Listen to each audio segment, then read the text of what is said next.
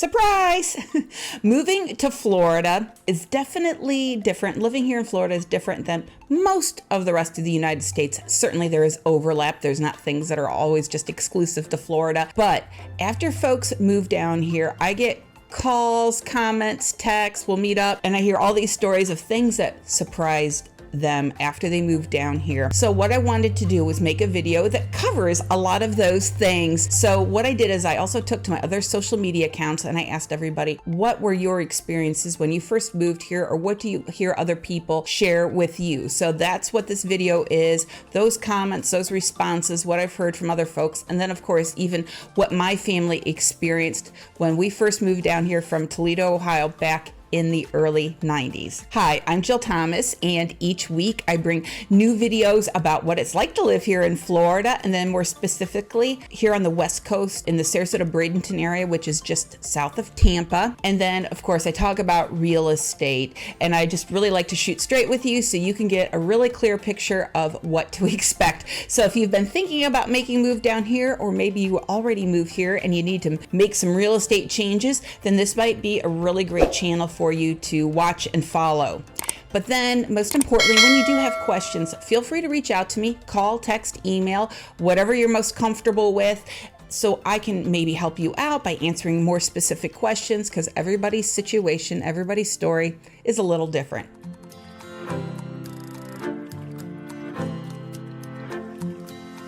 If you are thinking of moving to the Sunshine State, here are some things that have surprised other transplants as well. Now, if you've already lived here for a while, please watch as well, because then I would like for you to share in the comments things that maybe I should have mentioned also. And these are in no particular order. Number one, golf carts. Did you know you do not have to live in a golfing community in order to own a golf cart? We see them everywhere on regular neighborhoods, side roads, and even major roads. They're on sidewalks, the side of the roads, the bike lanes. Golf carts are everywhere. So here in Florida, we have our cars, buses, motorcycles, bikes, and then golf carts. Number two, fire ants and grass.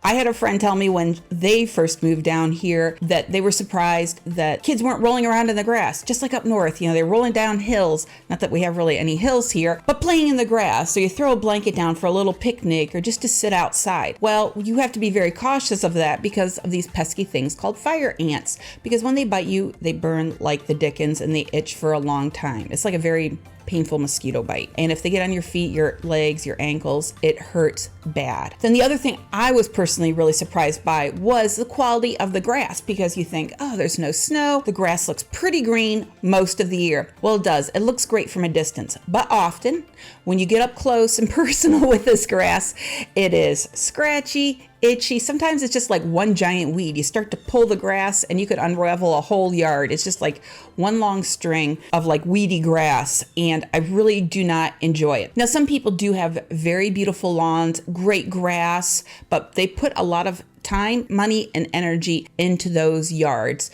So really, between the lack of softness of the grass and the fire ants, I'm not a big fan of it when you're up close and personal with it. So grass is canceled as far as I'm concerned. Number three, driving. So if you've watched any of my other videos, I have not been shy about how bad the traffic can get here. It's really horrible.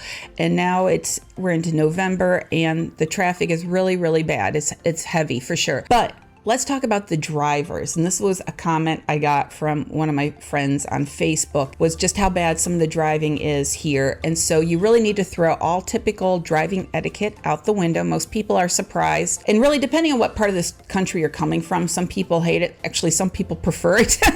But the driving can be pretty bad. And then we have these pesky things called roundabouts. They're everywhere. And people want to be very cautious about driving through those. But sometimes being too cautious is just as bad as being too aggressive when you're driving in a roundabout. So you need to be careful with that. So the drivers here, the driving leaves something to be desired. Number four, it does get cold here. Now, before people move down here, they think, oh my goodness, almost 365 days of sunshine. Your coldest days on average are like our spring and fall. I do not need long sleeves anymore. I don't need coats. I don't need jackets. It's just endless days of warmth and sunshine. Well, that's true for the first year or two, but then in time, your body changes and you're going to get cold when it dips down into the 70s, especially after the sun goes down. You will get cold. I remember my first winter down here after moving here, and I was working at the YMCA doing after school care because I was just out of high school and watching these kids. So I remember that winter I would wear shorts. We had a t-shirt that we had to wear for the Y, and I'd have maybe a light jacket or a thin sweatshirt. And all the moms of the kids, or even the dads too, would come up to me and go, oh my goodness, you poor thing. You've got to be freezing. What are you doing? You're going to get sick. But my body was like, no, this is great. This is such beautiful weather. I kind of laughed at them in my mind. I chuckled. And I even remember one time my mom and I were at a gas station. I can see it now, a gas station on Bee Ridge Road, which is the gas station's no longer there. And we saw some woman running across the parking lot. And again, we were probably wearing something equivalent to like shorts, maybe a long sleeve shirt, or even not even that much. And she's running across the parking lot and she had a long full length coat on, gloves, maybe something around her head. And she's doing one of these numbers. And my mom and I just look at each other and we crack up laughing. But let me tell you, now I get very cold. And then one other story with this, because I just think it's funny. So my sister taught in Miami for a couple of years. She was a school teacher and she did elementary age kids. And when it got cold there, it was like the whole world shut down for those folks, and the parents would keep kids home from school. And when I say cold, I'm not talking, 20, 30, even 40 degrees. It could be in the 60s during the day, and parents would keep their kids home, or if they do send them to school, they're wearing coats, jackets, scarves, hats, gloves, the whole 9 yards. So you just give it time. You will get cold. So don't get rid of all of your favorite warm clothes. Bring down some jackets, bring down some sweaters. You don't need to bring it all, but bring down a few things. Otherwise, you're going to go shopping after a year or two. Number 5, hurricane prep. Hurricane preparation. Okay, this is one thing that people are surprised about because you'll see on the news, there'll be articles, I'll post things, talk about preparing for a hurricane. Make sure you have water on hand, make sure you have canned goods, different things, batteries. Because what happens is as soon as they say there could be a hurricane out there, everybody goes to the store and wipes out the shelves. Just like up north, if you were going to have a snowstorm or something else like that, where people kind of hop into that panic mode. And even if they're not 100% sure where the storm's going to hit, people go out and they buy and they buy and they buy. So be prepared in advance, because otherwise you're going to go to the stores and there won't be anything on the shelves, or you're going to have to go to multiple stores to find what you need. Number 6. Okay, this is kind of a goofy one. Soda versus pop. Okay, in Ohio, where I'm from, it was pop. Pop was pop. And it was not soda. So then, like I said, I moved down here in the 90s. I start working at the YMCA right away. And one of my first days there, we take the kids to the movie theater and they were allowed to buy food from the concession stand. So I'm trying to be a good little counselor. I'm being proactive. I get to the front of the line and I'm helping the next kids in line to figure out exactly what they want. So when it's time to place their order, it doesn't take so long. So I'm asking them, okay, popcorn, yes or no? What kind of candy? And then I said, well, what type of pop would you like? And they look at me kind of funny, like I had two heads. And I keep repeating myself, what kind of pop would you like? What kind of pop would you like? And kind of hitting up against this wall, like I wasn't getting anywhere with trying to help these kids place their order. So sure enough, this other agent, Steve, comes over and he's like, okay, let me help you out here. He says, okay, what kind of soda do you want? Kids were like, oh, okay, well, why didn't you just ask that in the first place? It was like they never heard the word pop before in reference to soda pop. So that was my first lesson on here it's soda, not pop. And because I needed to call it soda out of survival, now in my mind it's forever soda. It's no longer pop. Number 7, the Gulf is salt water. Now, this is a comment I had from one of my friends on Facebook, and she had a friend who moved to Florida and knew that the Gulf was made of salt water. But it wasn't until she got into the water that she realized that the Gulf was salty salt water. It just wasn't salt water in name alone, but it is very, very salty. You can taste it on your lips, you can feel it on your skin. And so it's a different thing than swimming in fresh water, swimming up north, like in one of the Great Lakes or some other lake up north. It's very, very salty. Number 8, the sun is hot. So this is another comment I had. And just like, you think, well, no kidding, the salt water is salty in the Gulf or the sun is hot, but it truly is hot. Like, I don't want you to underestimate the power of our sun here all year round. So you need to be very careful if you're going to be outside any time of the year, that if you're going to be out there for a long time, make sure you're wearing sunblock. I don't care if it's January or February, it does not matter. Our sun is really, really hot here. It's pretty powerful. So don't underestimate the power of the sun. Number 9, everyone has had or currently has their real estate license. Okay, this was a colleague of mine that mentioned this to me, and it feels very true. Now, of course, to say that everybody has had their real estate license or currently has it is an exaggeration, but I feel like you can't go into a restaurant, you can't go anywhere where there's at least a few people with their real estate license in the room. And currently right now, I think in Sarasota and Manatee Counties, there's over 8,000, it could be even a higher number right now, over 8,000 people with an active real estate license. Now, if you saw one of my more recent videos about the current real estate market, what this boils down to is only a fourth of those people have had a sale in the last month. So just because people have their real estate license doesn't mean they do a whole lot with it, or they're very active, or they have a lot of sales. There's a lot of part-time people. There's a lot of people who get it thinking maybe they can make some money on the side. They have different levels of motivation. And so lots and lots of people have their real estate license here in Florida. Number 10, PUBLIX.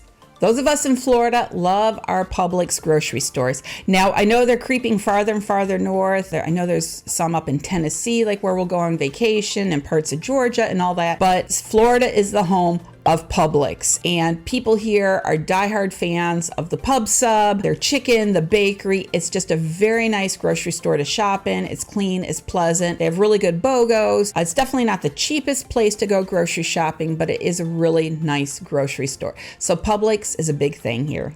11, famous people. There are a lot of famous people that live here in the state of Florida, and the Sarasota and Bradenton area is no exception. You probably walk past some of them and you don't even realize you're doing that, whether it's because they don't look the same in real life as they do on TV, or just some of them have matured quite a bit, so they don't look the same as what you remember them to look like. So here in the Sarasota area, we've got folks like Jerry Springer, Dick Vitale, Mick Jagger bought a place for his girlfriend in Lakewood Ranch a few years ago. We have Nick Walinda, the gentleman who walks across the tightrope, like he'll go across the Grand Canyon because of our circus roots here. So the Walindas still live in the Sarasota area. Geraldo Rivera, who I've met a couple of times. Stephen King lives here. Brian Johnson from AC/DC. And I'm sure that there are quite a few others that I'm not even aware of. And then we also do have a lot of athletes, professional athletes, but because that's not my area of expertise or my preference, cannot rattle off names of anybody for you. My dad is retired, but he works at the Lowe's on Fruitville Road here part-time, just for fun, just to kind of be out and about a little bit. And I forget which one of the Smothers brothers, I forgot to ask him to clarify for me, but he'll go through like the self-checkout line where my dad works, and he'll stand there and put on a little show for 5, 7, 8 minutes and just kind of tell jokes, and a crowd of people come around. So it's kind of fun. So he actually sees different famous people just working at Lowe's. So we do have quite a few famous people. So if you keep your eyes open, I'm sure in time you're going to see somebody that you recognize. Number 12, animals. I think this is one positive thing, for the most part, that people are thrilled about when they move to Florida is our wildlife here. Even if they've been on vacation, they've seen these animals, there's just something about seeing them all the time. So first things are like birds. We have the herons, the egrets, the spoonbills, pelicans, and more. So people love our birds. And then our more friendly animals that people find appealing are geckos and lizards, although some people it creeps them out, but they're harmless and they eat our bugs. So that's a nice thing. We've got lots of turtles, but you do need to be careful with some of the turtles because they could honestly take off a finger or toe if you tried messing with them. And then of course, manatees and dolphins. It's so wonderful to see them swimming and jumping around out in the water. Then we have a little annoying critter called a love bug, an insect, and they kind of look like lightning bugs, but they don't light up. And just on a side note, we do not get lightning bugs here at all. There's a lot of kids that have never seen a lightning bug or even know what that's like, that experience to run around and catch those lightning bugs and put them in a jar and that kind of thing when in the summertime. So we have love bugs though. And so love bugs are two little bugs, like I said, that look like lightning bugs. They don't light up and they just stick together. They're always in pairs, so that's why they're called love bugs. They're harmless. They don't eat vegetation or anything like that, but they do swarm a couple times a year. So they feel creepy more than anything. If you drive through them, you'll get love bugs stuck to the front of your car. So you want to make sure you get those cleaned off, because in time, if you leave them on for too long, they could do some damage maybe to the paint.